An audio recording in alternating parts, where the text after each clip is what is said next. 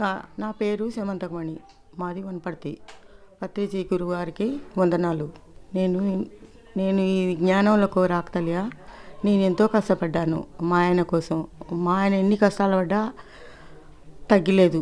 ఆయన చనిపోయినాక నా బతుకెందుకు, నేను ఎందుకు ఉండాలి, నేను ఎందుకు చేయాలి, నేను చనిపోవాలి, ఉండకూడదు ఆయన లేని బతుకని అనుకున్నాక రామకృష్ణ సార్ వచ్చి, ఎందుకమ్మా మీ ఆయన పోయినంత మాత్రాన నువ్వు చనిపోవాలని ఎందుకు అనుకుంటున్నావు, నీ కొడుకుండడు, నీ కోడలు ఉంది, మనవలు ఉండరు, నువ్వు మంచిగా ఉండాలి చేయాలని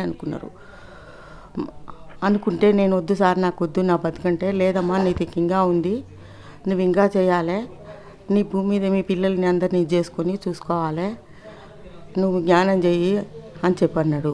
అసలు నేను ఎవరు వచ్చినా మాట్లాడకుంటే తినకుంటే చెందకుంటే రామకృష్ణ సార్ వచ్చినాక ఇట్లా ధైర్యం చెప్పినాక తింటున్నాను, ఇది చేస్తున్నాను, ధైర్యంగా ఉన్నాను.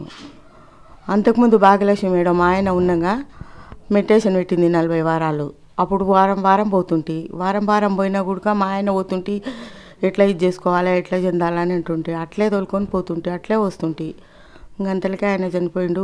రామకృష్ణ సార్ వచ్చి ఇట్లా చెప్పినందుకు ఇది చేసిన. బీపీ షుగర్ ఉండే నాకు. ఆ బీపీ షుగర్ కూడా ఎంత ఉందో అంతే ఉంది. పత్రిజీ సార్ని అనుకొని జ్ఞానం చేస్తుంటే నేను కొంచెం మనశ్శాంతి అయితే రిలీఫ్ అవుతుంది.